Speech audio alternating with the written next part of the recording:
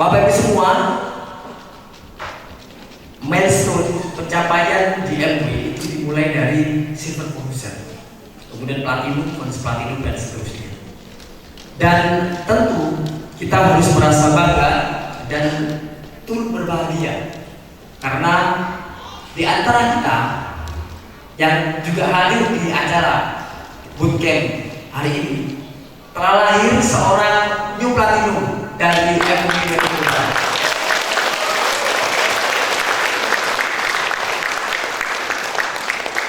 Sebentar lagi kita akan meminta beliau yang pertama adalah recognize, memberikan penghargaan apresiasi kepada beliau yang telah mencapai platinum.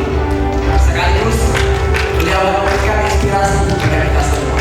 Kita sambut Mas Hawardi Munawar oleh new platinum MW Jakarta.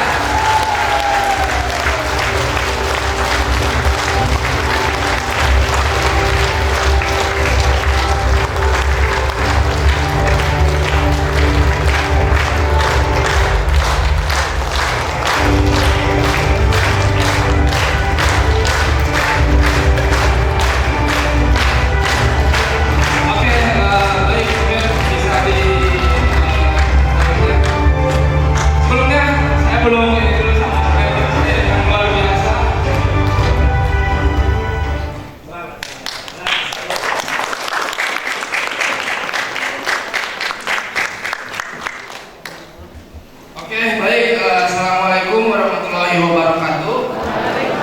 Salam sejahtera untuk kita semuanya.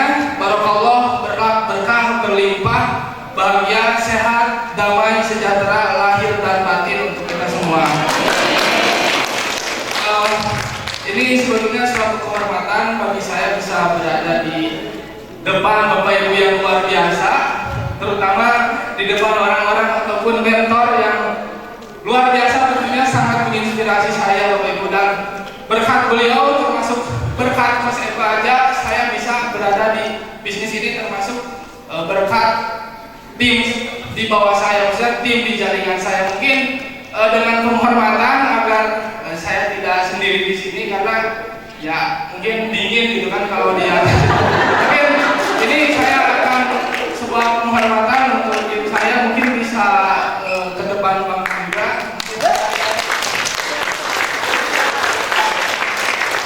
Silakan.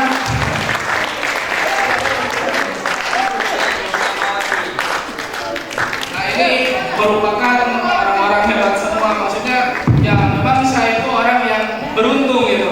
Saya memang orang yang beruntung dipertemukan dengan beliau-beliau yang luar biasa, termasuk dipertemukan dengan Coach Eko.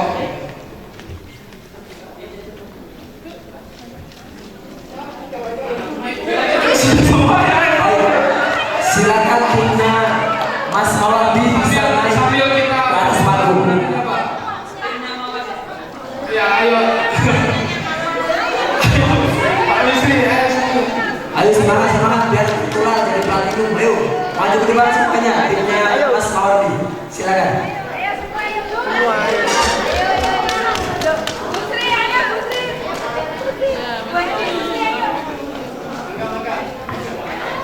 Kita beri tepuk tangan meriah untuk timnya Mas Hawardi.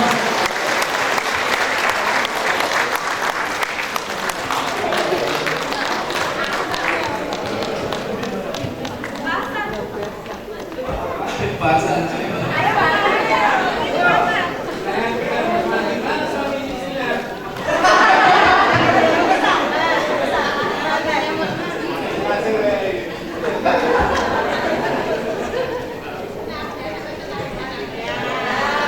Tanpa beliau semuanya, saya tidak bisa berada di titik ini. Saya mengucapkan terima kasih banyak untuk leader-leader tim saya yang luar biasa. Semoga kita semua bisa sukses di bisnis MW ini yang akan menjadi jalan mencapai impian kita, termasuk kita mempunyai passive income di bisnis MW ini.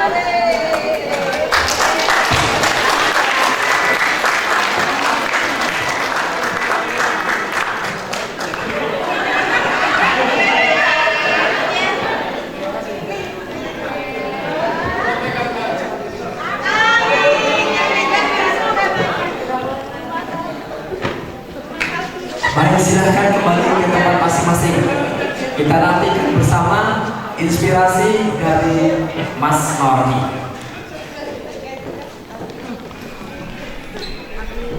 Baik, terima kasih.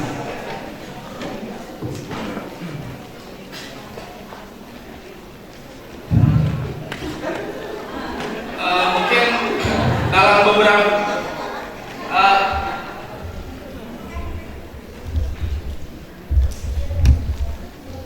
jadi ini adalah yang mewakili. Jadi saya sebelum mengenal bisnis MUA gitu.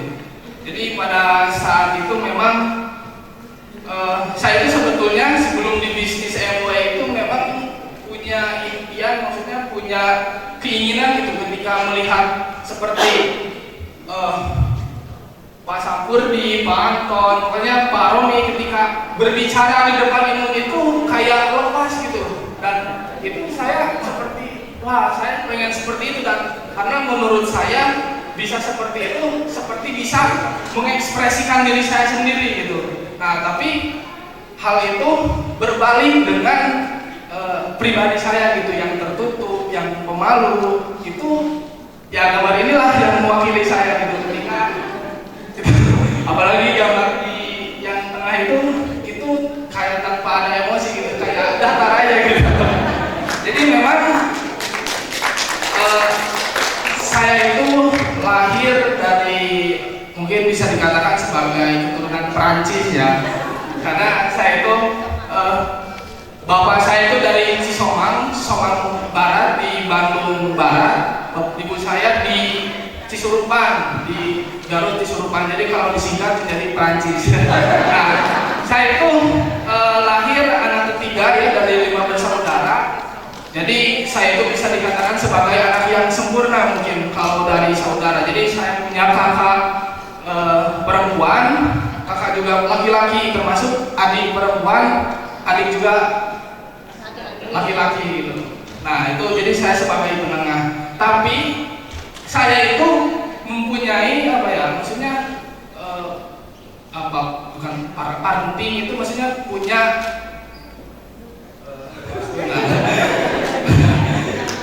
jadi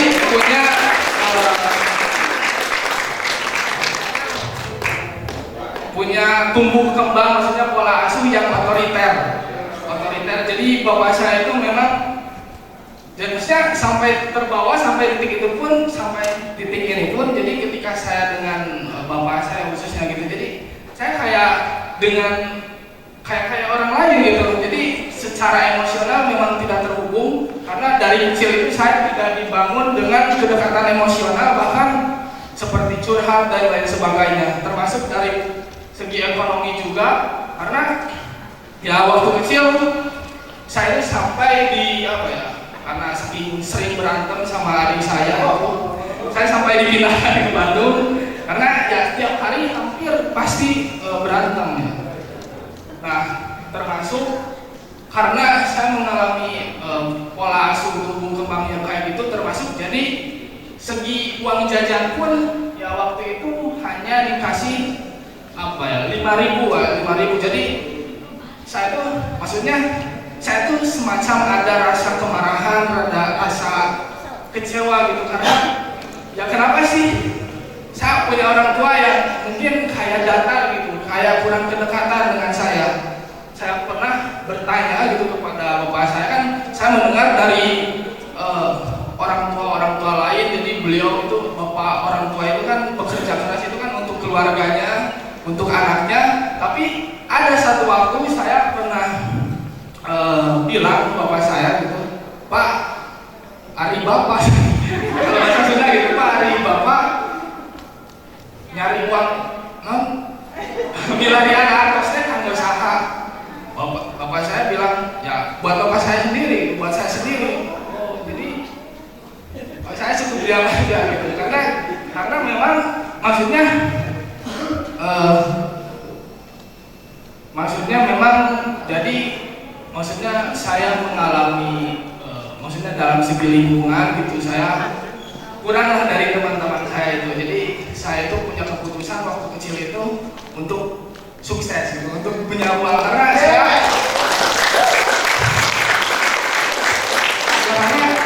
melihat bahkan ketika saya mau main pun karena tidak punya uang, maksudnya saya bilang ke bapak saya itu buat, maksudnya kan saya bilang ke bapak saya itu buat nantinya dikasih uang gitu. Nah itu saya satu cerita, jadi saya itu sama teman-teman mau pergi ke gunung gitu kan, tapi karena saya diajak, tapi karena saya tidak punya uang, saya belum memastikan, belum mencatatkan.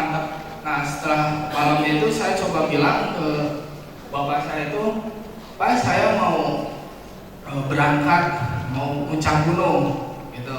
Tapi kata bapak saya bilang, ya udah kalau punya uang berangkat aja gitu. Dan nah di situ saya tujuan saya bilang ini kan sambil buat minta uang, tapi nah dari perjalanan itu saya mulai apa ya, mencari, bukan belum sampai mencari, itu mungkin trauma saya mengenai keuangan gitu kan.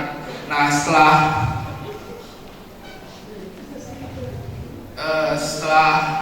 sampai, pokoknya cerita saya bukan bermaksud menjelek-jelekan bapak saya sendiri, tapi ini pengalaman yang saya lalui gitu. Nah sampai suatu ketika saya itu pengen SMA itu jauh dari orang tua saya gitu, karena ada pun seperti tidak ada gitu, maksudnya secara emosional memang tidak terhubung gitu kan. Nah, jadi misalnya saya melakukan kesalahan atau bandel itu kalau dimarahin itu bisa habis-habisan gitu. Tapi sekalinya saya punya sesuatu pencapaian atau apa ya biasa-biasa aja tanpa diapresiasi sekalipun. Makanya ini suatu kehormatan bagi saya di sini bisa diapresiasi oleh.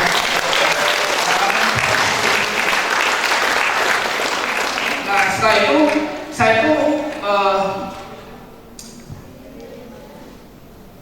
itu saya kan pengen jauh dari orang tua, dan memang terjadi waktu itu saya lanjut SMA itu di Tasikmalaya di pesantren Raja Kuala.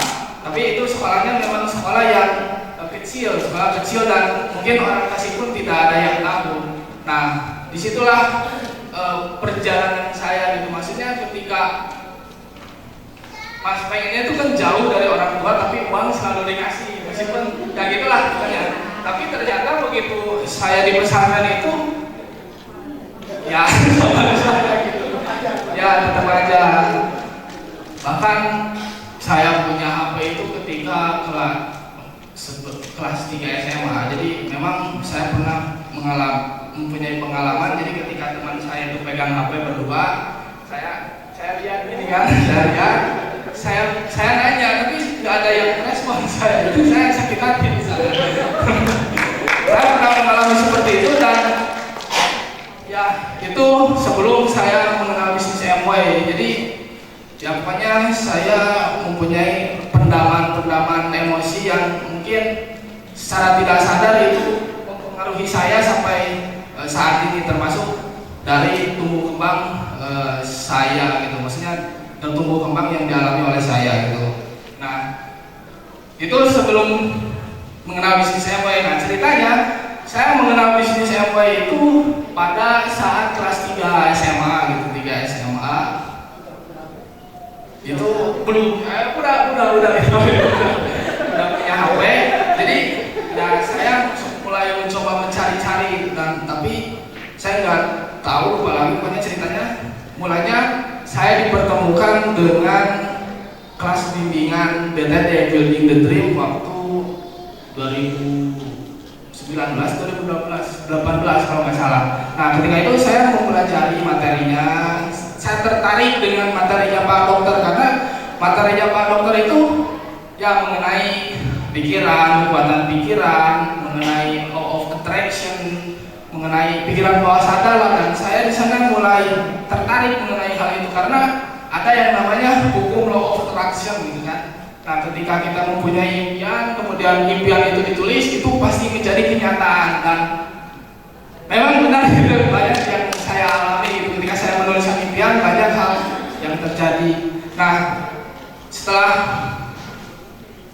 di situ saya ada langsung lanjutan ke kelas bisnis, tapi saya menghiraukan karena pada saat itu saya belum tertarik akan bisnis. Dan ya setelah itu kehidupan saya ya normal seperti biasa. Nah, pada suatu saat ketika waktu corona itu 2020, entah, nah maksudnya sambil waktu itu saya mendengar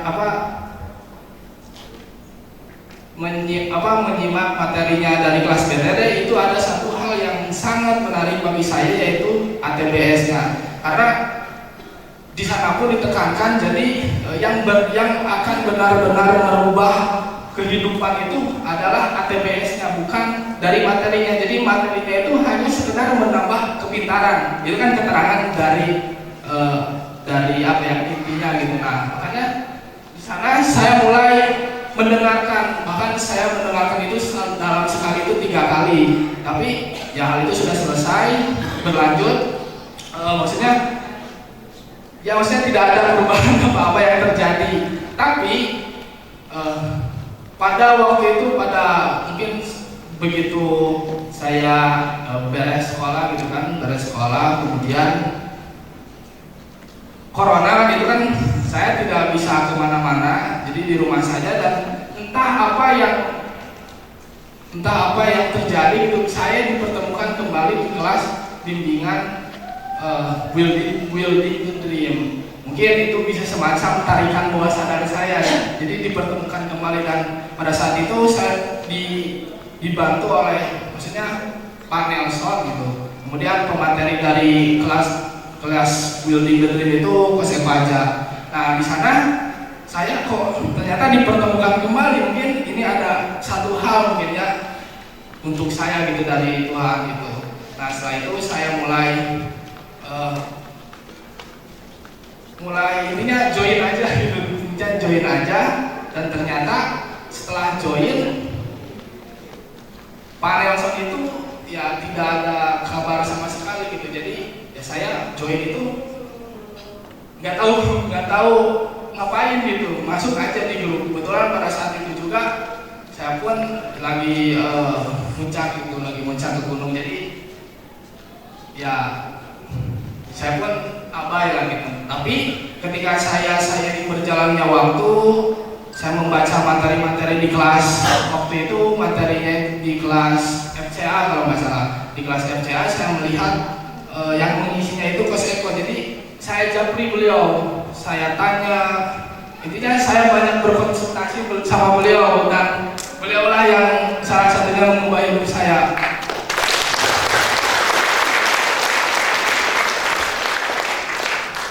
Setelah di bisnis Amway, banyak hal yang terjadi kepada saya. Saya mulai mempelajari banyak hal, mendengarkan podcast, dan tentu yang lebih saya tekankan itu mengenai ya maksudnya tentang pikiran bawah sadar, karena saya agak tertarik mengenai hal itu. Dan di sana saya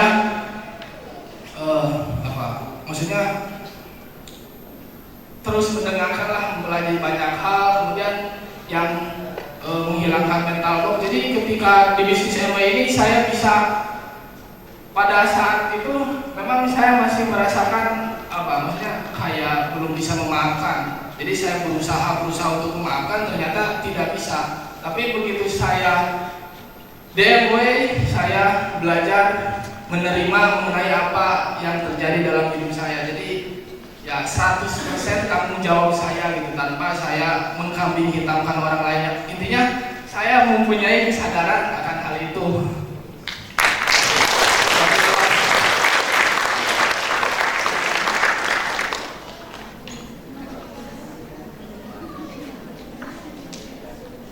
Nah, mungkin kita langsung, jadi ini alasan saya menjalankan bisnis Amway. Selain bisnis Amway itu dengan konsep prosumer. Jadi konsep prosumer itu yang bisa mengatakan kita mempunyai kebebasan finansial. Tapi di samping itu, ketika saya mempelajari, saya melihat bahwa saya menemukan alasan mengapa saya harus menjalankan bisnis Amway. Yang pertama adalah produk, yang kedua company, dan yang ketiga mentor dan komunitas.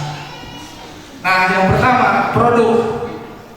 Saya yakin semua bisnis itu pasti membutuhkan produk gitu. Itu kunci utama dalam bisnis. Misalnya ada yang mengajak Bapak Ibu peluang usaha, tapi produknya itu nuklir misalnya produknya nuklir. Nah mungkin ya bisa saja gitu, tapi itu susah jualnya. Nah itu alasan saya, dan di MW produknya itu memang luar biasa, banyak sekali, entah itu dari home care, body care, bahkan suplemen, Nutrilite dan lain sebagainya. Dan di MW itu mempunyai jaminan kepuasan. Jadi ketika misalnya dari banyaknya produk itu pasti ada salah satu yang tidak cocok dengan diri kita. Nah kalau mungkin di MLM sana, mungkin di di bisnis jaringan sana, itu kalau misalnya tidak ada produk yang cocok pasti nyarinya ke saya yang menawarkan. Tapi di sini kita langsung ke company gitu, langsung ke perusahaan gitu. Kalau misalnya kita komplain dan lain sebagainya ada ketidakcocokan. Jadi jaminan kepuasan di MW sudah sangat terbukti. Nah, ini pun di bisnis MW pun itu selalu adanya perubahan gitu. Itu ketika LOC waktu pertama, maksudnya di tahun 50-an itu, kalau misalnya sekarang itu ada yang beli apa enggak? Tergantung kita cara menyampaikan, tapi MW itu selalu berkembang setiap tahunnya. Nah ini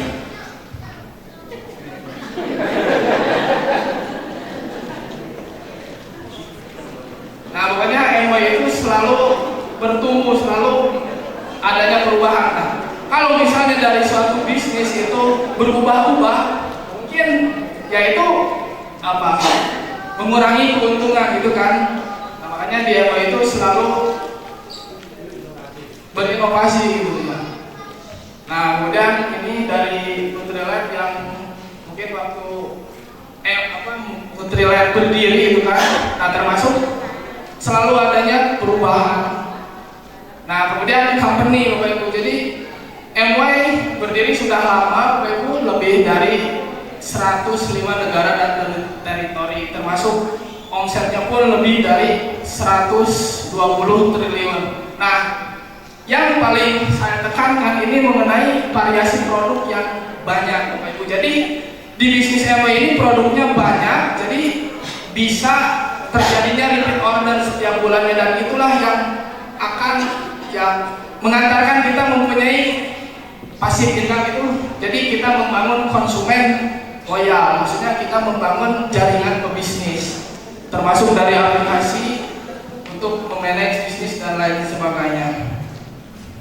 Nah ini kemudian mentor komunitas, jadi saya nggak mau gitu meraba-raba mencari jalan sendiri. Jadi hal yang konyol yang dilakukan manusia itu mencari solusi atas solusi yang sebetulnya sudah ditemukan orang lain gitu. Jadi ya kita hidup terlalu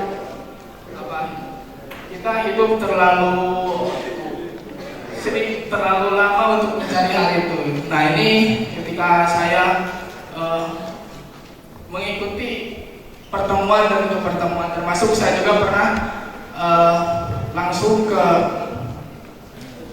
Debaca gitu. Saya melihat langsung wah betapa besarnya gitu yang apa yang Pak Dokter miliki, dan itu saya langsung berimajinasi wah beliau adalah masa depan saya. Jadi di bisnis MW,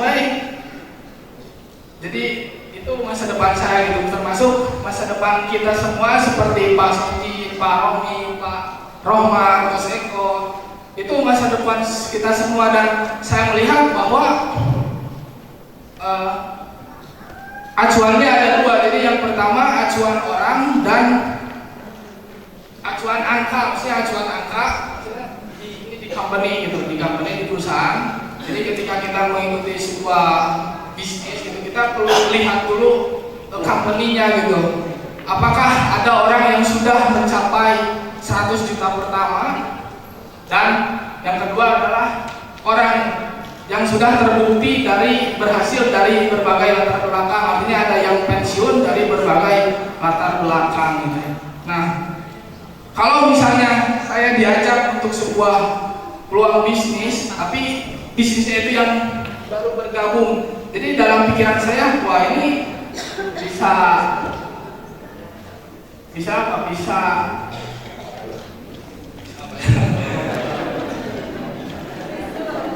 Ya maksudnya bisa ketika misalnya saya diajak peluang, karena kan kita tahu banyak sekali bisnis-bisnis yang timbul kemudian tenggelam. Nah, itu juga banyak dari mengenai bisnis jaringan. Nah, yang pertama saya pikirkan itu, wah bisa bahaya kalau misalnya bisnisnya baru tumbuh gitu, baru bangun.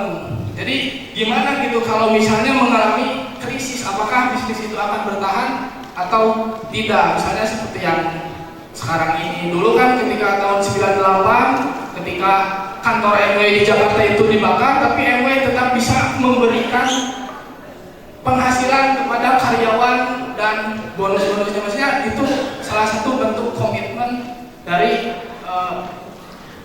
company yang luar biasa sekali, teman-teman. Nah, ini ya termasuk saya punya mentor, salah satunya Coach Eko gitu. Tanpa beliau mungkin saya tidak bisa di titik ini. Makanya saya sangat berterima kasih sekali. Beliau bisa dijadikan sebagai maksudnya ayah saya gitu kalau dalam punya Robert Kiyosaki, Rich Dad Poor Dad gitu. Nah, pokoknya banyak sekali gitu yang saya alami, yang saya lakukan gitu ketika saya memulai bisnis Amway. Jadi dalam tahun-tahun pertama, dalam masa-masa survive itu memang sangat-sangat perlu effort sekali ya, karena kita kan membangun jaringan itu tidak mudah gitu. Makanya kita perlu berjuang dulu keras di awal dan pada akhirnya bisa menikmatinya.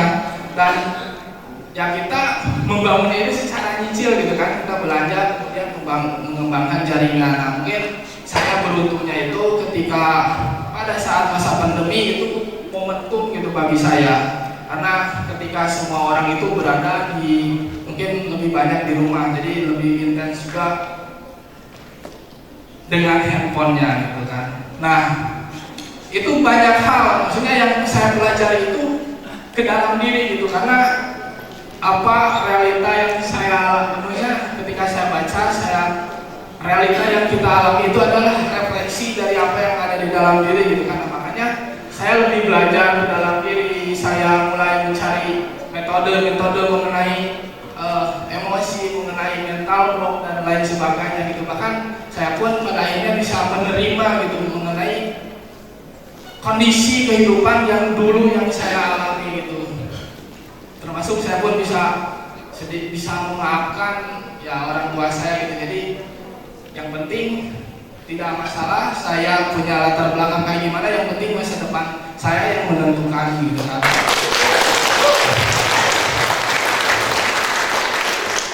Mungkin tidak terlalu banyak. Nah, ini perjalanan saya di bisnis Amway.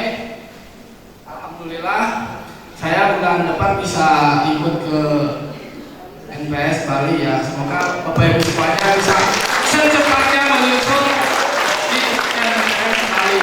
Nah, jadi saya bergabung itu di tahun 2020 dan alhamdulillah ketika 2022 saya mencapai bronze, 2024 November silver producer, gold producer dan platinum.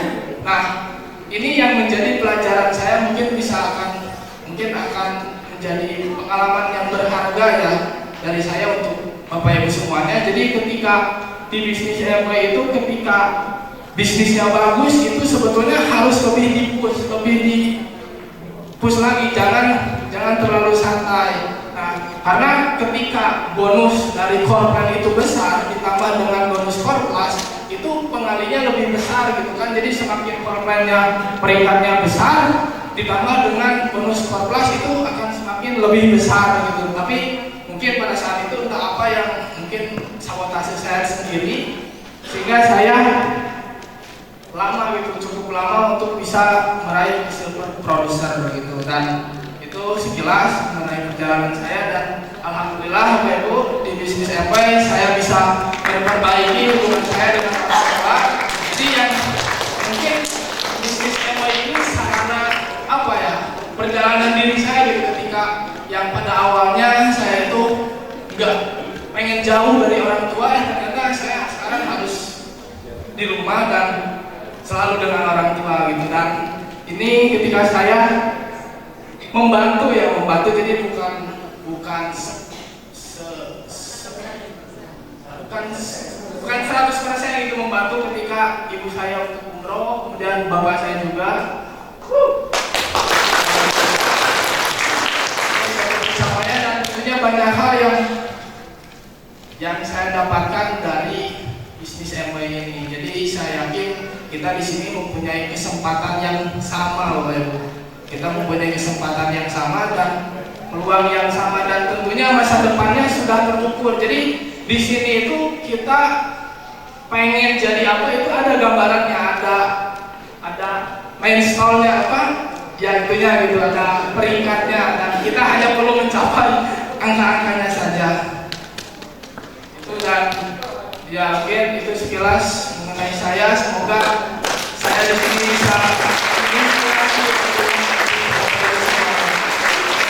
Jadi memang ini bukan perjalanan yang mudah, ini perjalanan yang cukup panjang bagi saya, mengalami berbagai hal, emosi dan lain sebagainya, rasa marah, mungkin ditolak dan lain sebagainya. Bahkan saya pun mengalami sempat ingin membuang HP saja gitu, karena saking ruwetnya gitu kan.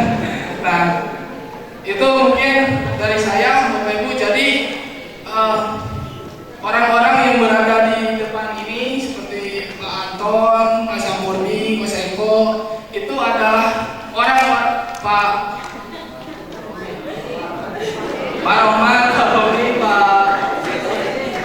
Pak Ojin, orang-orang yang sekarang berdiri di atas pohon yang rindang, ialah orang-orang yang dulunya membangun benih, menanam benih sampai ke akar-akarnya. Mungkin itu saja dari saya, semoga bisa menginspirasi untuk siang hari ini. Terima kasih. Tensi kita. Oke. Mohon kepada leader untuk mengucapkan selamat kepada new platinum kita.